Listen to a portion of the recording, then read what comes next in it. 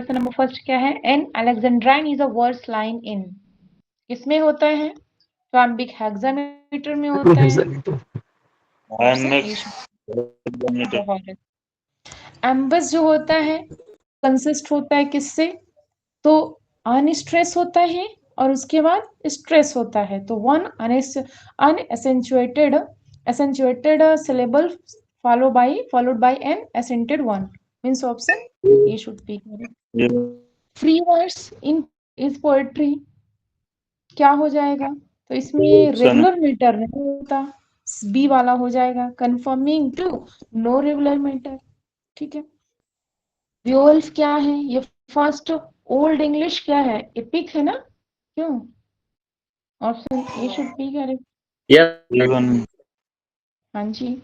Next आता है I had found my religion, nothing seemed more important to me than a book. I saw the library as a temple. Who said this? ये कौन कहा है? तो Jain Paul सार्ट्रे ने कहा है। Option A should be correct.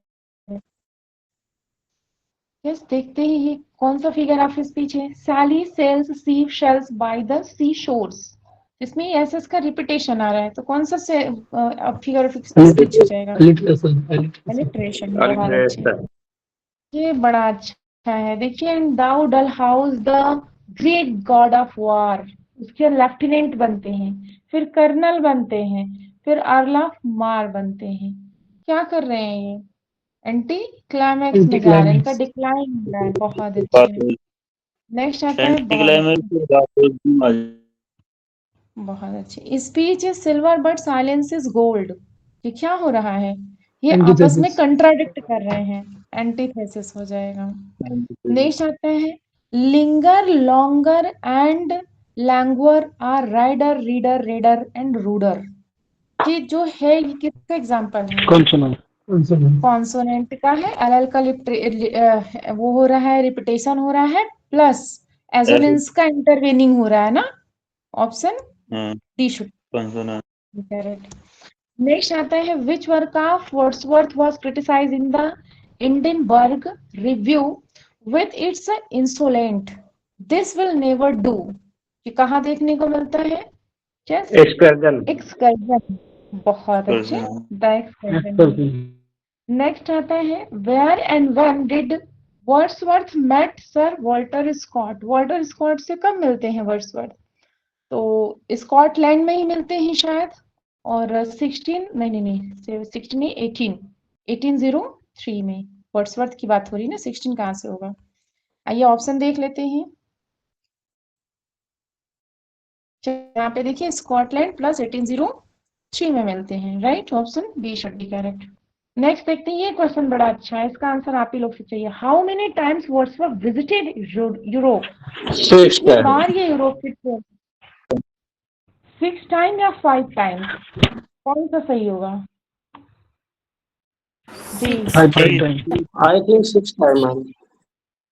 6 times ma'am.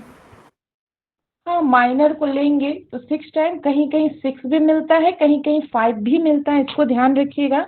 इनकी जो पहली विजिट होती है 1719 में होती है, दूसरी विजिट जो होती है वो 1791 टू लेकर के 92 के बीच में होती है, ठीक है।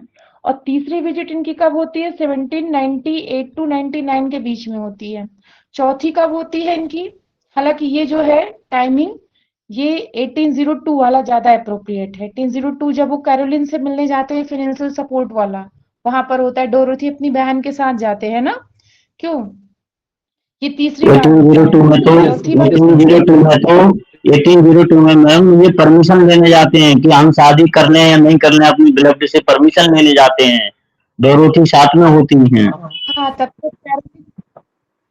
तक कैरोलिन हो चुकी होती है ना, तो वहां पे जाते हैं, अपनी बेटी से भी मिलते हैं। पूरा पता तुम्हें? हाँ, मुझे सब पता है।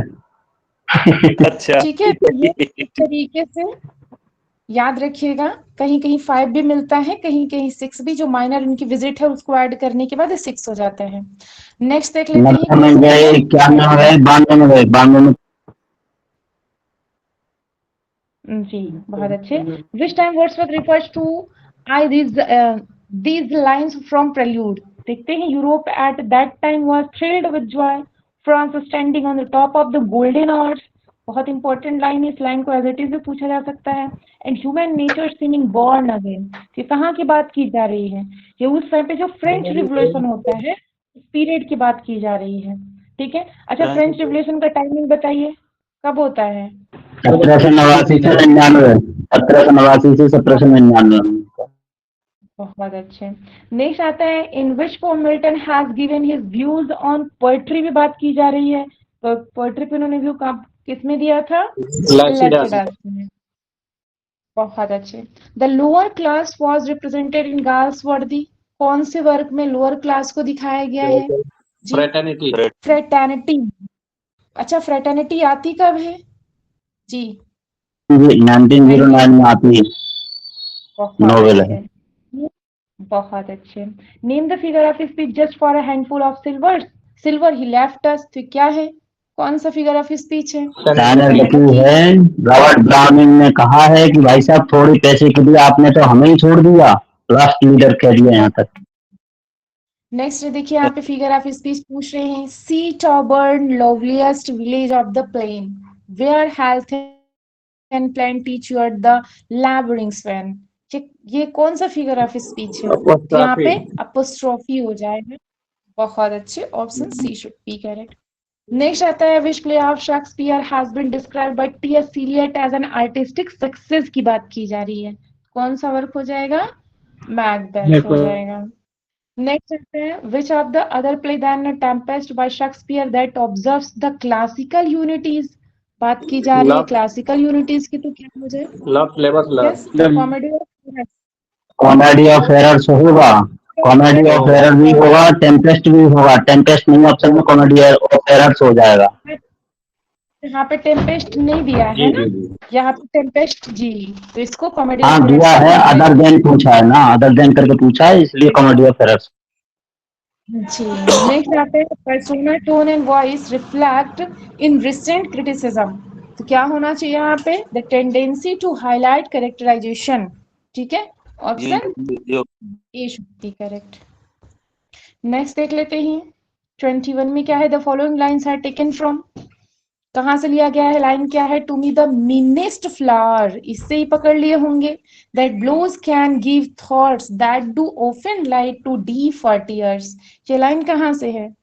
यस, मोटिलिटी रोड की है, जो इरेगुलर पिंडारी कोड है, 11 स्टेंजा है। 1802 में आती है, 1806 में आती है, 1807 में आती है, इन पोइम्स इन 2 वॉल्यूम। बहुत अच्छे। आगे की लाइन देख लीजिए, the sweetest thing that ever grew beside a human door, ये क्या हो जाएगा? टू लूसी से ये लाइन ली गई है, ठीक है। आगे देख लेते हैं next question, which poems of John Milton are full of Elizabethan spirit joys in nature, क्या हो जाएगा? जो हॉर्टन पोम्स इनके आते हैं, हॉर्टन पीरियड इनके कब से कब तक के माने जाते हैं? 1632 टू 1637 ना, क्यों? इनका ये हॉर्टन पीरियड है। हाँ, कहीं कहीं 38 भी मिलता है, सही बात है, 38 37 दोनों दिमाग में रखिए। नेक्स्ट आता है यहाँ पे, on the models of whose problem plays did Galsworthy write his plays, यहाँ पे क्या हो जाएगा? Henrik Ibsen, option C should be correct. When man evolved pity, he did acquire things, deprived himself of a power of living life as it is, without wishing it is become something different. ये किसने कहा है? ये Galsworthy ने कहा है, option A should be correct. इस तरीके से 25 क्वेश्चन हम लोगों ने बहुत अच्छे से कंप्लीट किया। Thank you all. Thank you ma'am.